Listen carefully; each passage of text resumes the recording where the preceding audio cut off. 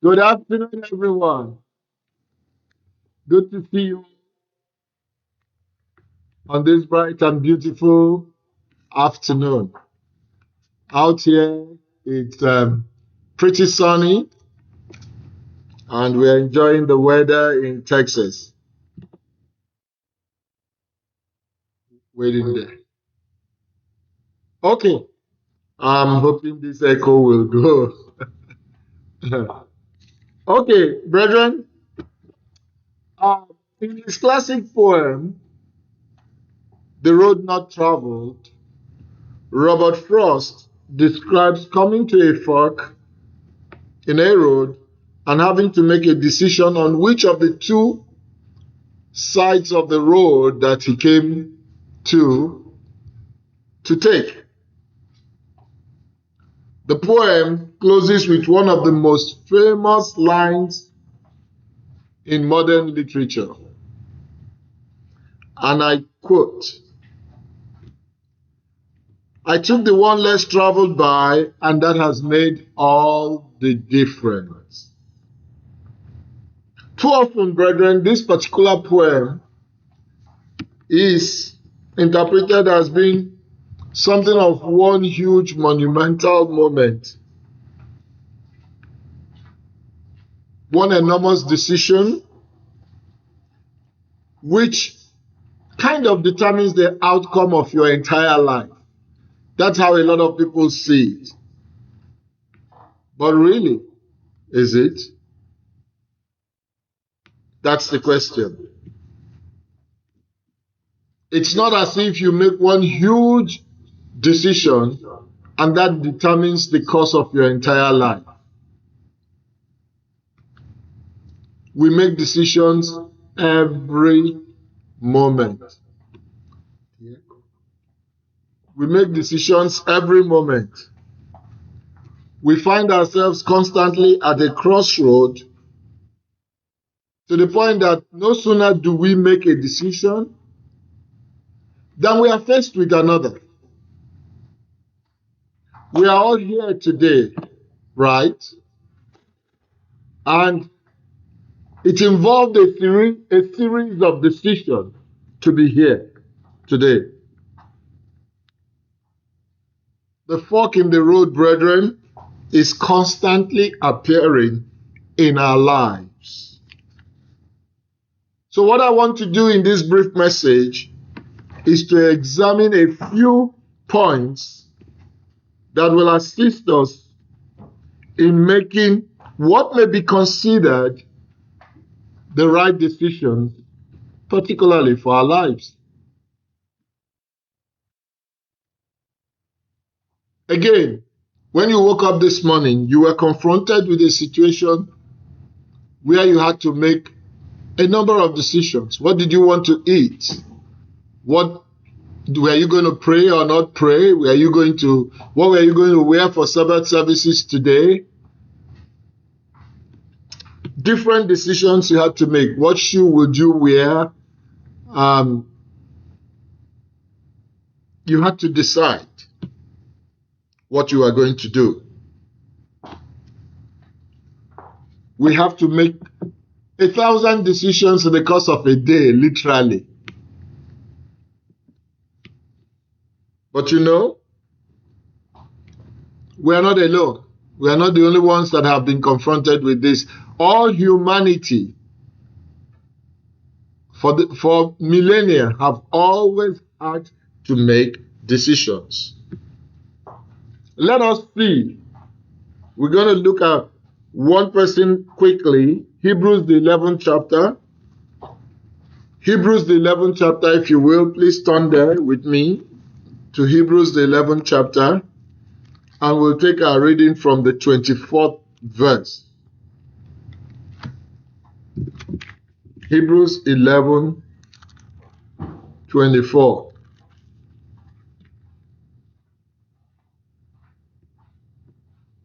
By faith, Moses,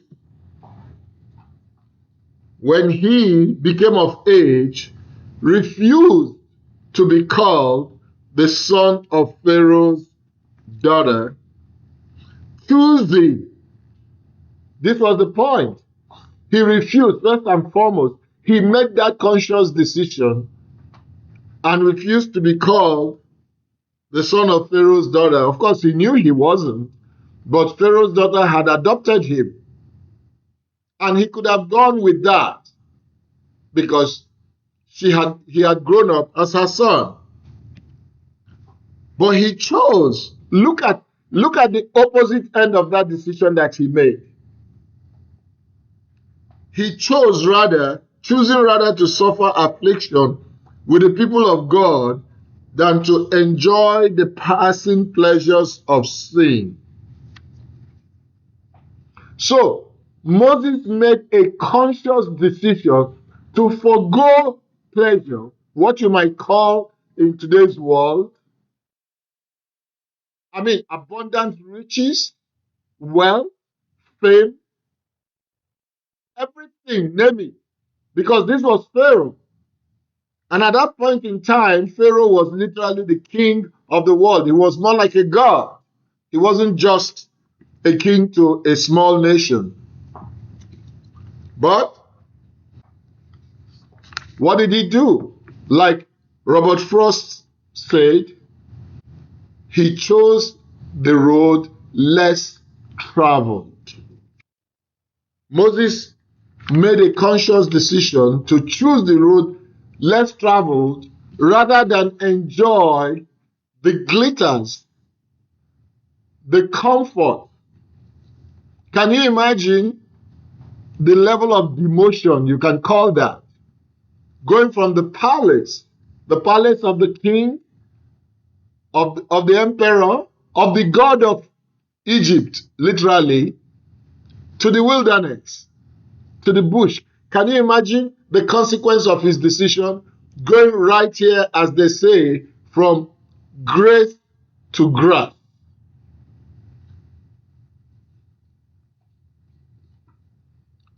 He made a conscious decision. In Genesis 13:11, we also see Lot making a decision and the consequences of that decision. In other words, whatever decisions we make have consequences. Lot chose the beautiful plains of Jordan. His uncle said, make a choice which way you want to go.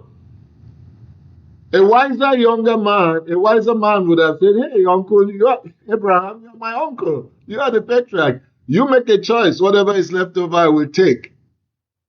But no, he quickly made a decision, looked at the place he felt was better, and headed off. So, uncle, you can go manage the other one, the other side. Consequences. In Joshua chapter 8, we also find Joshua chapter 24, In Joshua 24, we also find Joshua placing a decision before the children of Israel and giving them the option to decide what they wanted to do. But he said something. As for me and my household, we have chosen to serve the eternal. Eternal. He chose the road less traveled. Because remember, this was this wide, vast land with all the milk and honey flowing in Canaan. So, brethren, how do we make decisions? What do we consider in making decisions? I'm just going to give us a few points here to consider in making decisions. These are by no means exhaustive, but they will be helpful. First, we must pause and ponder over the consequences of the decision we want to make or the choice we want to settle for.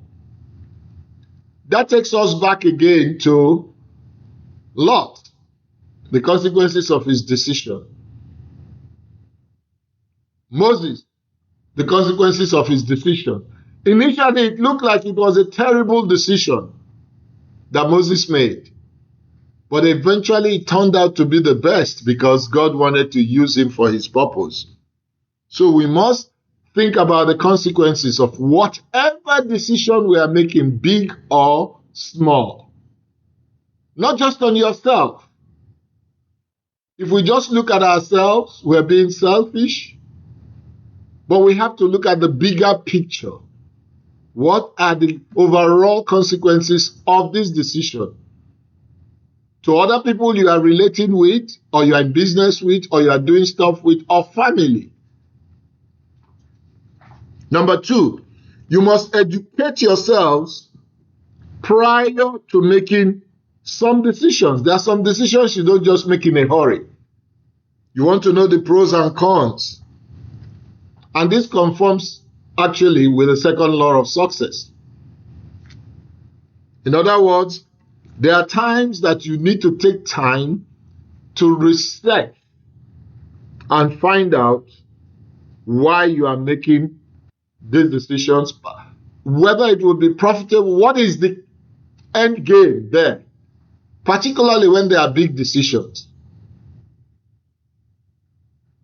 A man wants to marry a wife, he doesn't just see the first woman on the road and say, I love you, and he marries her. He's looking at beyond that situation, beyond the glamour of the immediate. Number 3, we must carefully weigh our options before making that decision or making that choice. Weigh all the options. That's part of educating yourself.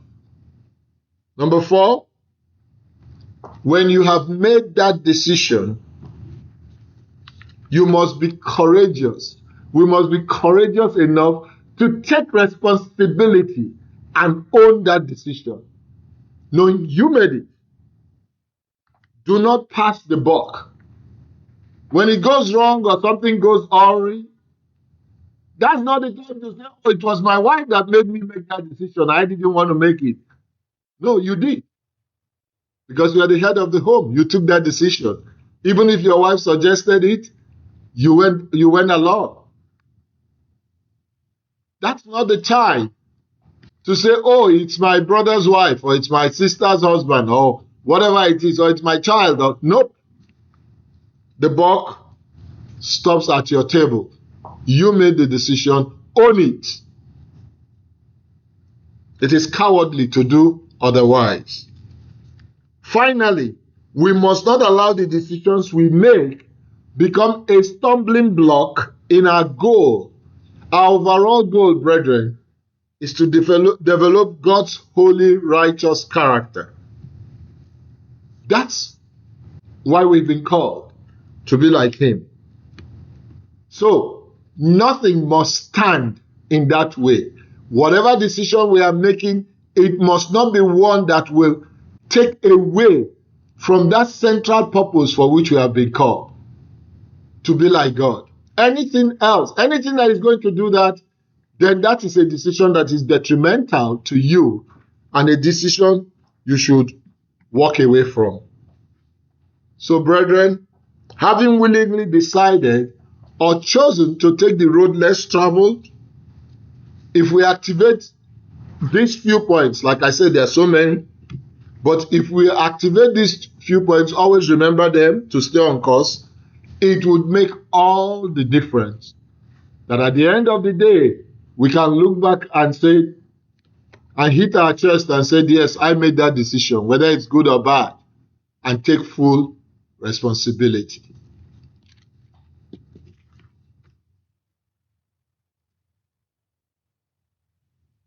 Brethren, please stand once again if you're able. And we will move to our next hymn for today.